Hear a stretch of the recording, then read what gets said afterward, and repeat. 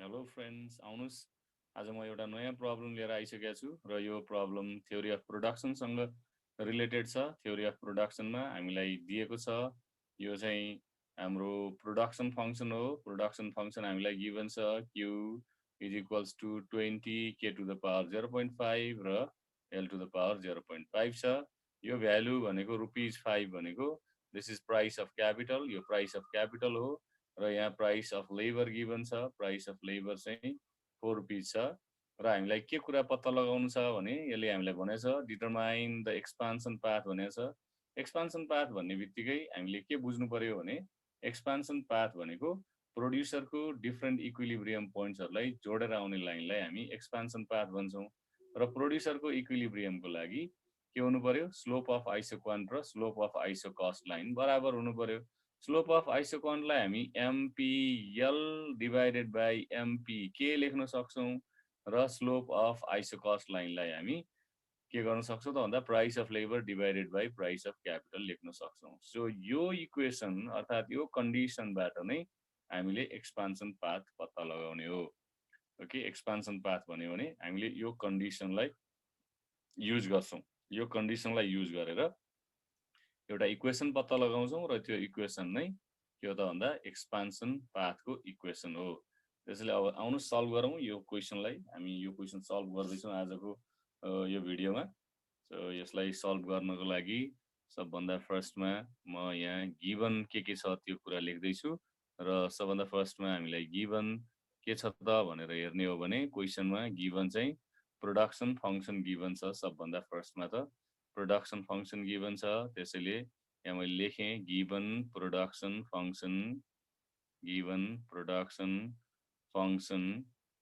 Okay. Given production function is कति छ त भन्दा प्रोडक्सन फङ्सन चाहिँ Q is equals to 20 K to the power 0.5 छ, L टु द पावर 0.5 छ।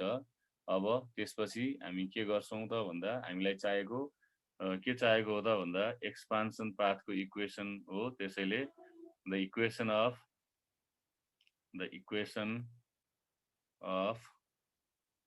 expansion path is given by कति हो भन्दा हामीले माथि लेखिसकेका छौँ marginal productivity of labour divided by marginal productivity of capital is equals to price of labour divided by price of capital हो भनेर हामीले माथि नै लेखिसकेका छौँ। ओके, सो यसलाई मैले इक्वेसन 1 भने। So this is equation 1। यो इक्वेसन 1 माने हामीले अब इक्वेसन 1 मा के चाहियो त्यो कुराहरू क्याल्कुलेट गर्छौँ हामी। सो हामीलाई इक्वेसन 1 मा के चाहियो त भन्दा सबभन्दा फर्स्टमा हामीलाई चाहियो मार्जिनल प्रोडक्टिभिटी अफ लेबर, त्यो भनेको partial derivative of Q with respect to L हो। र यसलाई हामी सल्भ गर्दैछौँ। Q को भ्यालु राख्दैछौँ हामी यहाँ। Q भनेको कति हो भन्दा 20 K to the power 0.5 L to the power 0.5 छ। अनि त्यसपछि यो अब यसलाई सल्भ गर्यो भने कति हुन्छ भन्दा यसलाई सल्भ गर्दा लेबर बाहेक अरू कन्स्ट्यान्ट हो, त्यसैले लेबर बाहेक अरूलाई अगाडि लेख्ने 20 K टु द पावर 0.5 लेख्ने, त्यसपछि लेबरको पावर 0.5 छ, त्यसैले यसलाई सल्भ गर्दा 0.5 पावर अगाडि आउँछ र पावरमा 1 घट्छ, त्यसैले माइनस 0.5 हुन्छ। 0.5 बाट 1 घटाउँदा माइनस 0.5 भयो। यसलाई सल्भ गर्दा कति आयो त भन्दा यो चाहिँ हाम्रो simply 10 K to the power 0.5 र L to the power minus 0.5 आयो, माइनस 0.5। यसरी मार्जिनल प्रोडक्टिभिटी अफ लेबर हामीले क्याल्कुलेट गर्यौँ।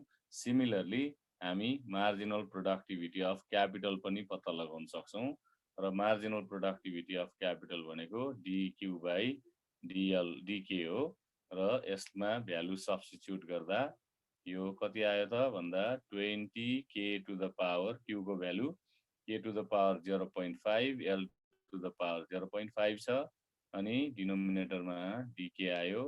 सो K बाहेक अरू सबै कन्स्ट्यान्ट, त्यसैले 20 L टु द पावर 0.5 जस्ताको तस्तै लेख्ने, k को पावर 0.5 लाई डेरिभेटिभ गर्दा 0.5 पावर अगाडि लेख्ने, पावरमा 1 घटाउने, यो माइनस 0.5 भयो। ओके, माइनस 0.5 भयो। अब यसलाई सल्भ गर्दा यो 10 L to the power 0.5 into k to the power minus 0.5 भयो। अब यसपछि इक्वेसन 1 मा हामी भ्यालु राख्दै छौं MPL र MPK को। इक्वेसन 1 कति छ त भन्दा हाम्रो इक्वेसन 1 चाहिँ फ्रम ओके इक्वेसन 1 मा कति छ मार्जिनल प्रोडक्टिभिटी अफ लेबर भनेको मार्जिनल MPL भनेको कति छ हामीसँग भर्खरै यहाँ क्याल्कुलेट गर्यौं यो हाम्रो मार्जिनल प्रोडक्टिभिटी अफ लेबर हो। त्यसैले यो 10 k to the power 0.5 L to the power minus 0.5 divided by equation 1 मा भ्यालु राख्दै छौं। अब यो हाम्रो MPK को भ्यालु राख्छौं। MPK भनेको 10 k to the power minus 0.5 L to the power 0.5 is equals to हामीलाई माथि क्वेशनमा दिएको छ यो प्राइस अफ लेबर भनेको कति हो र प्राइस अफ क्यापिटल भनेको कति हो भनेर हेरौं। प्राइस अफ क्यापिटल 5 छ, प्राइस अफ लेबर 4 छ। Price of labour 4 okay, price of labour 4, price of capital 5 छ। यसलाई सल्भ गर्दा यो 10 10 cancel okay and then k को पावर 0.5 र 0.5 गर्दा के भयो डिवाइडेड बाइ L भयो इज इक्वल्स टु 4/5 और k is equals to 4/5 okay L 4/5 L. Okay, so this is equation 2. So यो equation 2 नै के हो त भन्दा expansion path को equation हो। So this is the equation of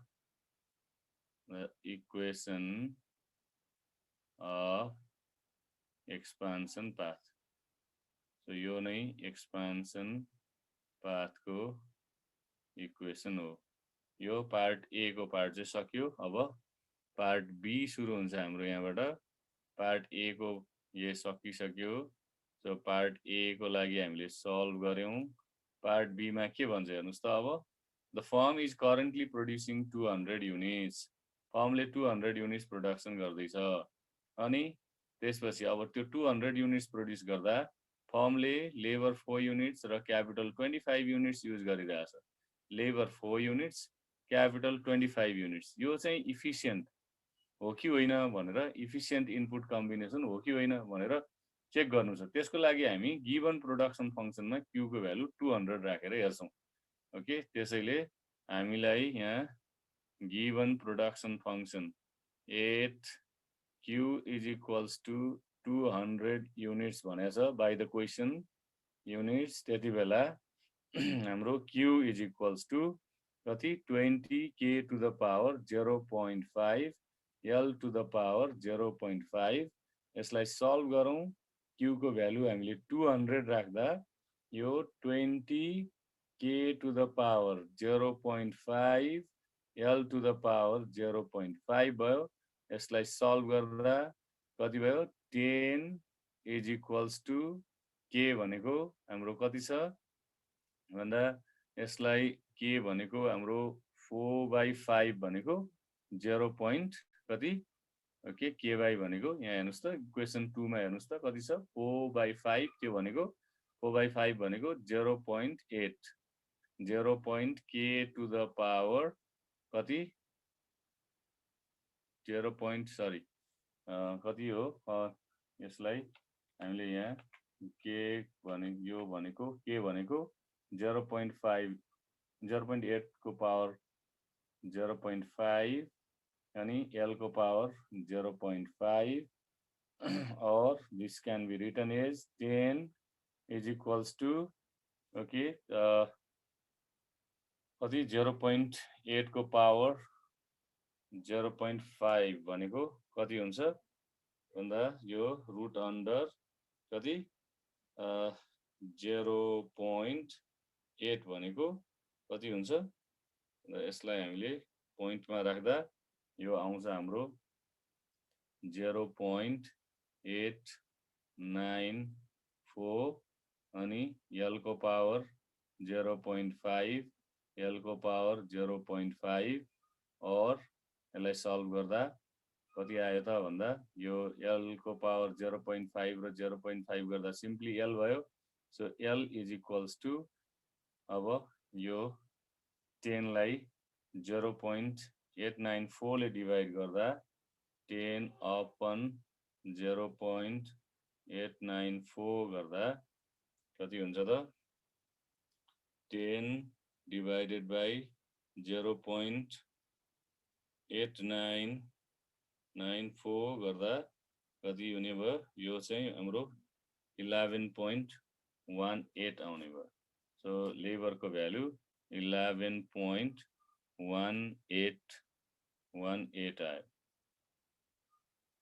okay so लेबरको value चाहिँ यति हुँदो रहेछ युनिट्स हुँदो रहेछ अब त्यसो भए क्यापिटलको भ्यालु कति हुन्छ त भनेर हेर्छौँ हामी सो क्यापिटलको value now k is equals to from equation 2 now k is equals to कति त 4/5 भनेको 0.8 मल्टिप्लाइड बाइ लेबर भनेको 11.18 ओके सो यति भयो मल्टिप्लाइड बाइ 0.8 गर्दा हाम्रो भ्यालु चाहिँ कति आउँदो रहेछ भन्दा 8.94 आउँदो रहेछ so is equals to 8.94 units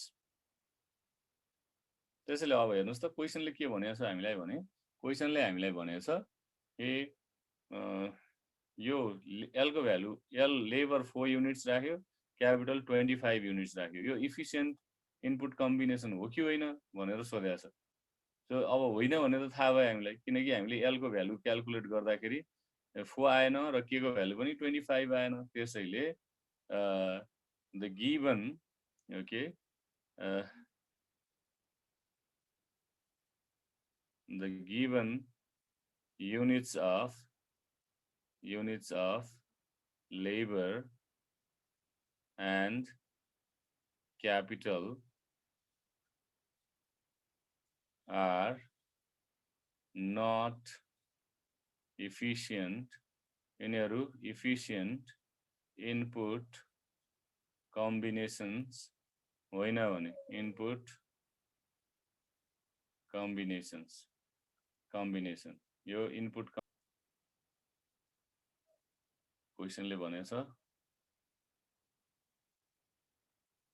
एफिसिएन्ट input combination पत्ता लगाऊ भनेको छ त्यसको लागि एफिसिएन्ट input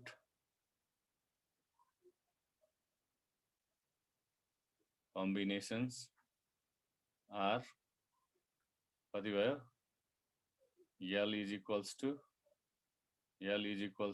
11.18 units and k is equals to 8.94 units यसरी हामी सल्भ गर्छौं